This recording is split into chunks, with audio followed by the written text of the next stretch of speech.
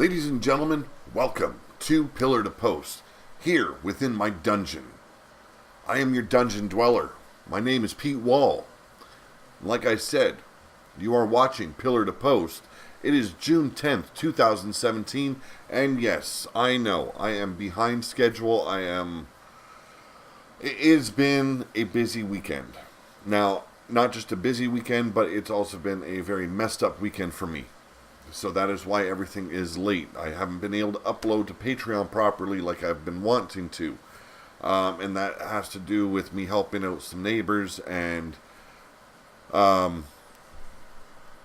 drinking a little bit too much alcohol, not sleeping at night, and being very, very tired. Now, there is a reason for that, and that is because of some of the medication I'm on, and it's kind of messing with my shit.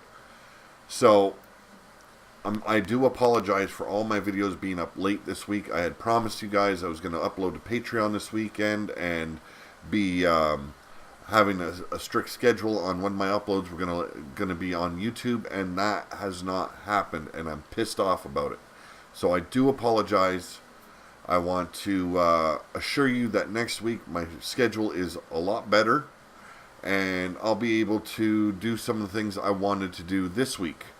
Now, I was going to do a live stream of WWE 2K17 where me and my co-host for Shooting from the Hip do a fantasy wrestling league, how we would book Raw and SmackDown. So, I think I'm going to do that tomorrow. Tomorrow looks like it's all open for me. I'm hoping for a better night, and I'm hoping that, like I said, tomorrow stays clear. Today I ended up having to make a lot of errands, and I bought my son a electric scooter so he could get back and forth to work easier. He didn't have to pay for cabs all the time, stuff like that. And so it's a whole lot of stuff in one big basket, and I have to make sure I do a little bit of everything to make everyone happy, and so that way stuff gets done, and yet I'm being productive enough here on my channel so I don't lose my subscribers and my followers on VidMe. So before we get going, I want you to do me a favor. If you're not a subscriber as of yet, please hit that subscription button and hit that little bell that gives you all the notifications every time I upload or live stream. And yes, tomorrow there will be a live stream. There's no ifs, ands, or buts about it. I will make an announcement later, I should say probably tomorrow morning, on what time that will start. And also, check out my sponsors, please. There is reasons why I ask you to check my sponsors out, because for one, you get something free out of the deal. You get not only a free download, but if you want to test their products out any further, you get a free 30-day membership to Audible. Now, as always, this show is always sponsored by Audible.com. You can get a free audiobook download and 30-day free trial at audibletrial.com/pillar to post.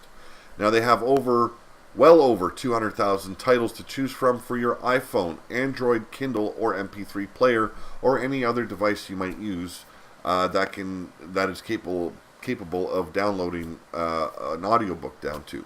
And it can be used while you're at the gym, camping, fishing, you name it. You can use it wherever. And it's free. But if you don't want to keep the 30-day free membership, you can cancel the same day after you download your free audiobook, and you still keep your free book. So, check it out. It helps the channel a lot. Every time you guys do something to help this channel out, it means a lot to me. So please take it under advisement. I've used their services already. I got my free audiobook. It was a fantasy fiction novel written by Anne McCaffrey. A great book. I've read this book. I wanted it out on audiobook. I got it now. I'm happy. But they have so much more. They've got all the genres you can think of. They've got wrestling related content that you can get. AJ Lee's Crazy is My Superpower was recently published, as well as Justin Roberts' book. So that's all on audiobook, and there's Mick Foley books, there's Chris Jericho, you name it. If you want wrestling related audiobooks, they're there for you. Take advantage of it. Let me remind you where you can all find me on social media as well as my merchandise. Now, you can buy merchandise directly from me, and I will have more designs to show you. I'm actually getting some more, probably Monday, new shipments coming in, and they will be available to purchase, and you can do that through my email at steeldragon1234@hotmail.com. You can also find merchandise at my Teespring Store. That link will be in the description below, as well as my Facebook merchandise page and Facebook author page. You can also send me a friend request and stay connected with me on Facebook. That's all in the description below. VidMe followers, and if you want to see what I end up doing on VidMe, you can find me at vid.me/pillar2post. Also my Patreon, patreon.com/pillar2post, and on my Twitter at pillar2post77. Make sure you check that out, people. It's all in the description below. So let's move on with our news. So, first article we're going to talk about today involves Hulk Hogan. Now, I've never been a fan of Hogan, and I see what he's trying to do here, and I'm not agreeing with it, and I really hope that the Bullet Club does not go with it. Now, I've documented this on my show before, and this is just further talking about it, but let's read the article.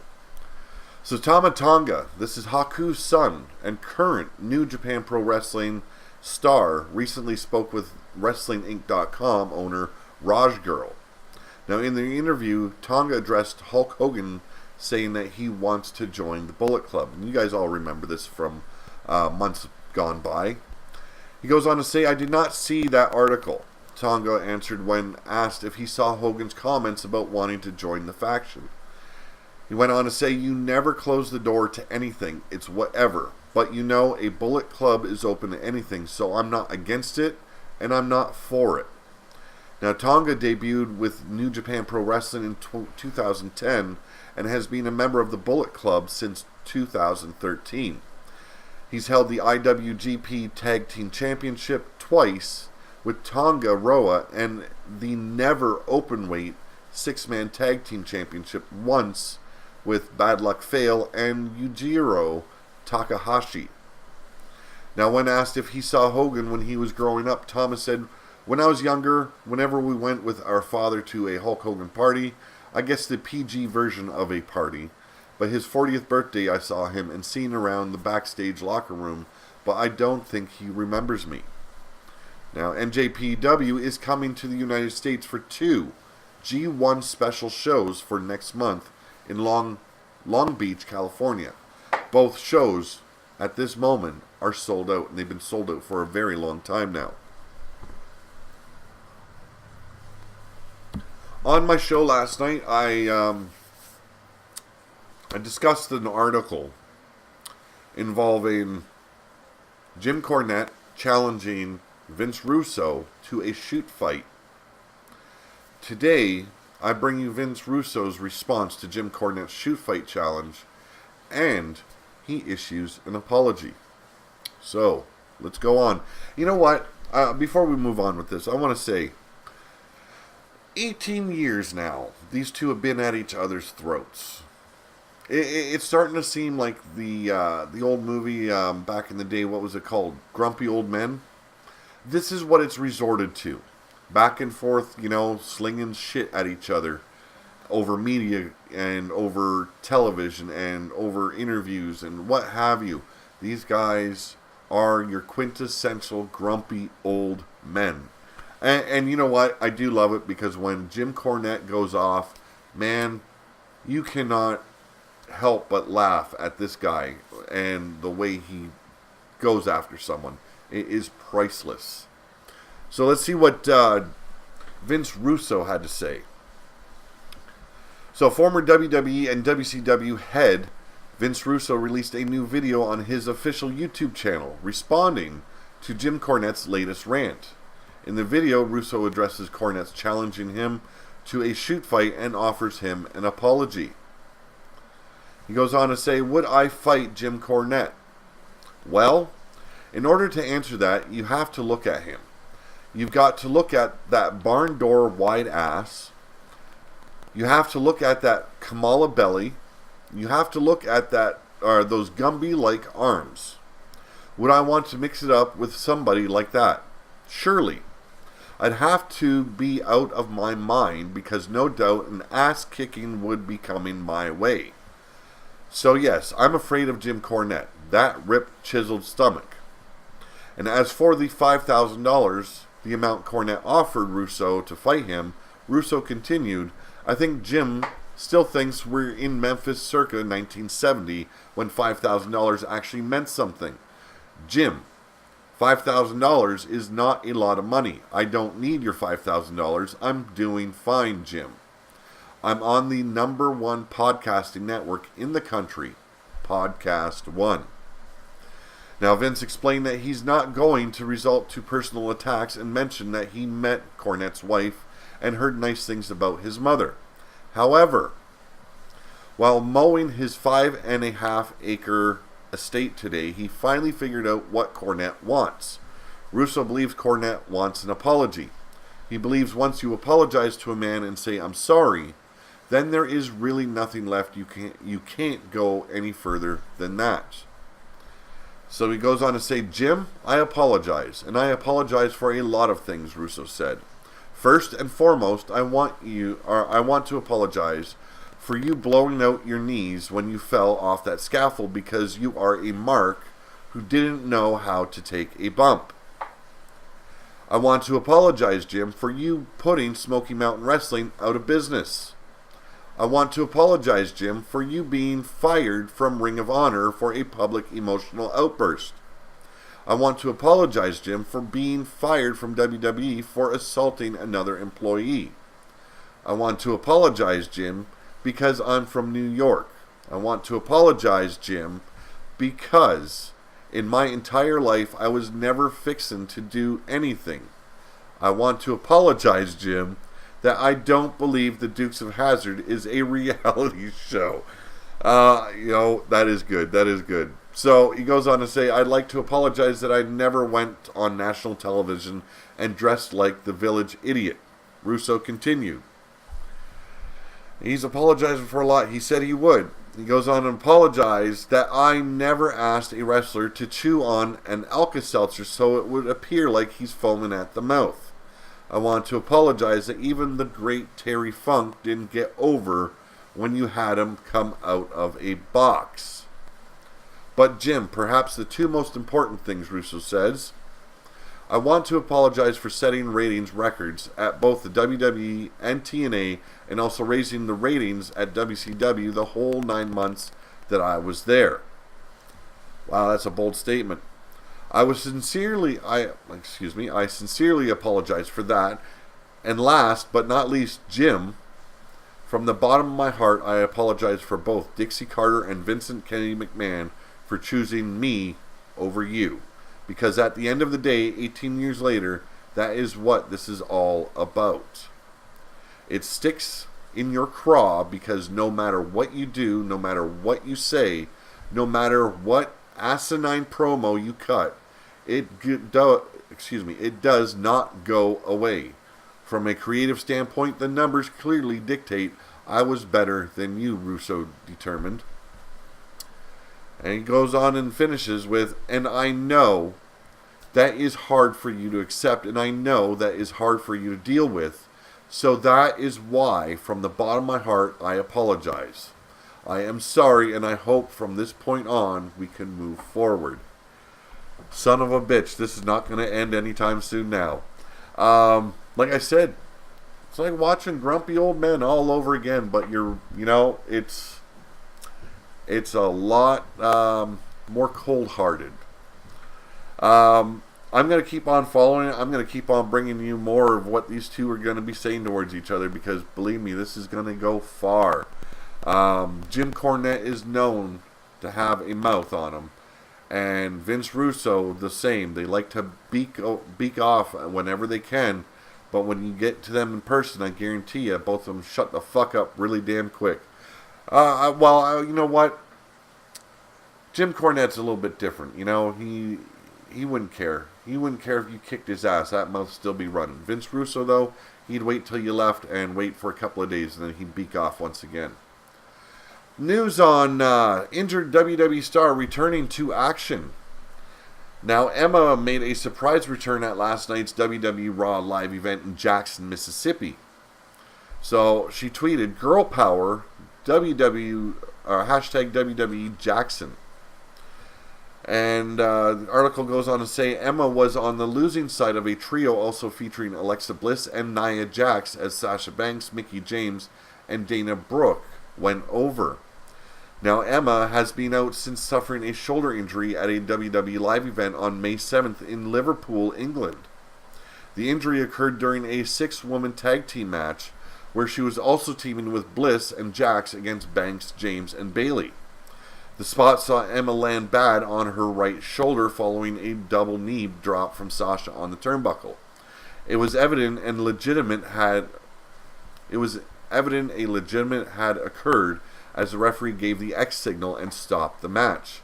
Now, prior to her shoulder injury, Emma had a back injury that kept her out of from the beginning of this year, and we all know how long that took for her to come back. And thank God she did not go with the Emelina character. Thank my stars. Need a drink here. Now, I'm hoping with Emma coming back, she's going to be watching how things happen in the ring a little bit more closely so that way she doesn't re-injure herself. Because right now, if all these injuries wouldn't have occurred, I could see her being the Raw Women's Champion. But if these injuries keep on occurring the way they have been, her career is not going to last very long in the WWE. So I'm hoping that she is a bit more careful what happens and how she lands. Now, it's not just her fault, and accidents do happen. But, there are ways to minimize those risks. Austin Aries on fans needing to be patient with the Cruiserweight division. He also talks about Neville as a talent.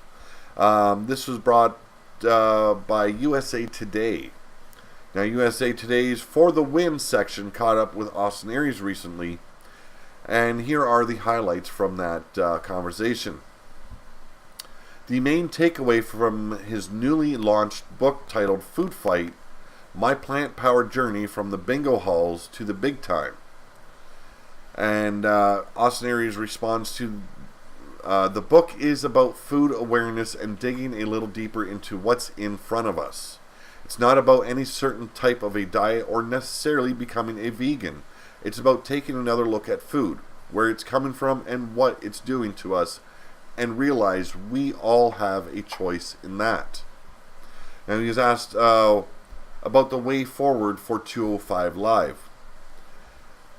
And he goes on to say, I preach to everybody, whatever their opinion is, that patience is the key. I know that's not how people nowadays digest entertainment. When you're trying to build a new brand and introduce new characters and help them find themselves and connect with the audience, it takes time. I feel like if people don't place their own expectations on what they think it should be and enjoy it for what it is and watch it as it evolves and what it will become, the process would be more enjoyable for everybody. See, I have a problem with that. I know he's towing the company line. So be the fuck honest. Any other company he went to, any cruiserweight division that he was involved in, it was a cruiserweight division. They did high-risk moves. They performed high-flying moves. It was all about taking it to that next level. Where do you see that next level when it comes to WWE's cruiserweight division? There is no next level. There is no breaking the ceiling in the cruiserweight division. It is the same thing we're watching from the big guys. So why is there a cruiserweight division? Why not just put these guys on all the shows? There you go.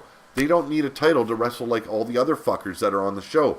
We want to see you break the ceiling. We want to see you make that glass shatter and own the cruiserweight division.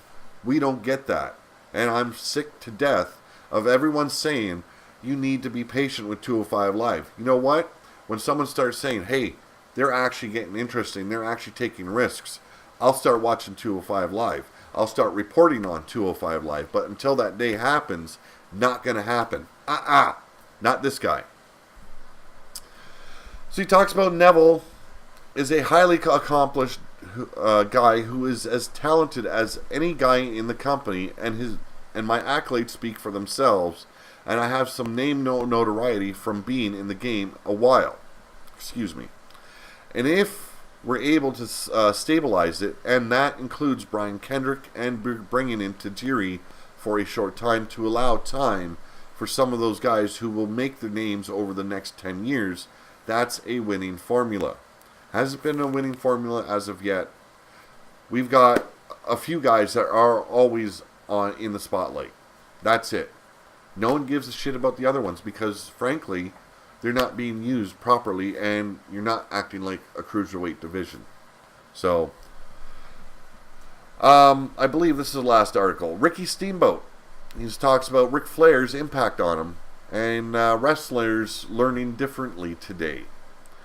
So Ricky Steamboat spoke with NBC Elmira on a number of wrestling topics, and I've got the highlights. So Ric Flair's influence on his career. He goes on to say, Rick and I go way back. We go back to the late 70s. We ran our matches on and off through the mid-90s, about 17 years.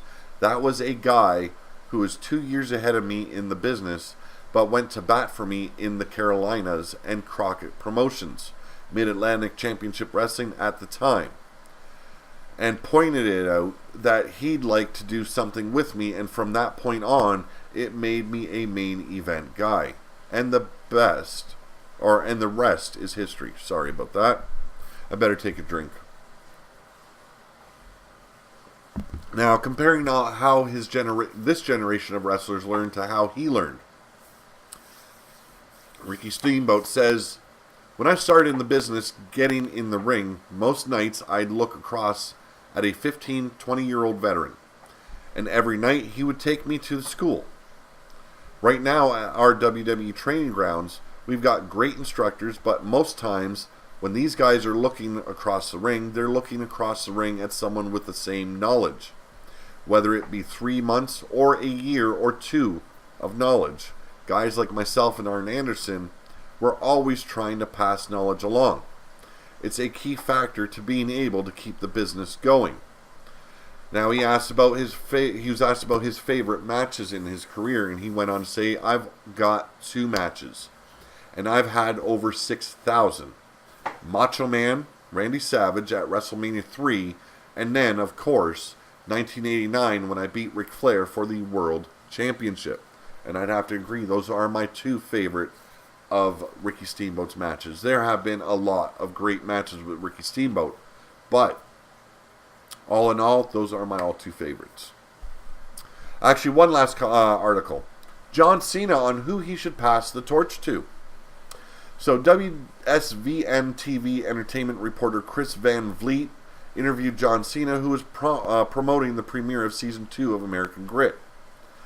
So these are the highlights of that conversation. The question was, how his schedule has changed since he started doing movies and hosting TV shows. John Cena answers, I'm used to living a pretty fast life in the WWE world, so it's no different. It's just dividing up the hours a little bit differently. But American Grit Season 2 was something I was very happy to be a part of. I think Sunday nights, everyone who watches the show on Fox is going to feel the same. It's a wonderful journey for all of our contestants who have self-proclaimed that they've lost their grit. Next question was asked, did he wrestle the entire match at WrestleMania 33 with the engagement ring in his pocket? His answer was, there are some secrets that should be kept secret, my friend. That's one for me to know. I like the fact that a lot of folks ask me where I kept the ring. I know where I kept it, and I think that's a secret I'll keep with me. And he was asked what we can expect from his WWE return on July 4th. John Cena said, "I just want to get back into the fray. I think it's a wonderful time to be a fan, to be a member of our WWE universe. The rosters on both sides, SmackDown Live and Monday Night Raw, is packed with very capable and unbelievable superstars, and I'm just waiting to get back into the mix and try to prove my worth once again." His interaction with Ric Flair immediately after trying to record, let me rephrase that. His interaction with Ric Flair immediately after tying his record at the Royal Rumble. Goes on to answer, "I have a long-standing friendship with Ric Flair. He's been a mentor to me over the years. It was very important to me that he was there for me that night. He was nothing but encouraging, so honorable, and so inspirational. He's a wonderful guy and a lot of fun, and I'm really happy that he was there. It was a great moment for all of us." He was asked how many more title runs does he think he has left. His answer, "I truly don't look at it like that. I just want to be able to perform at an elite level. I know that at 40 years old and 15 years in the WWE now, it's been a long journey, longer than most. I have to find my grit every day to keep working hard to keep up with all these young guys, strong guys. It truly is a young man's game, but I feel really good. I look forward to July 4th, and I think everybody will see that I haven't lost a step yet." And finally, he was asked who he should pass the torch on to.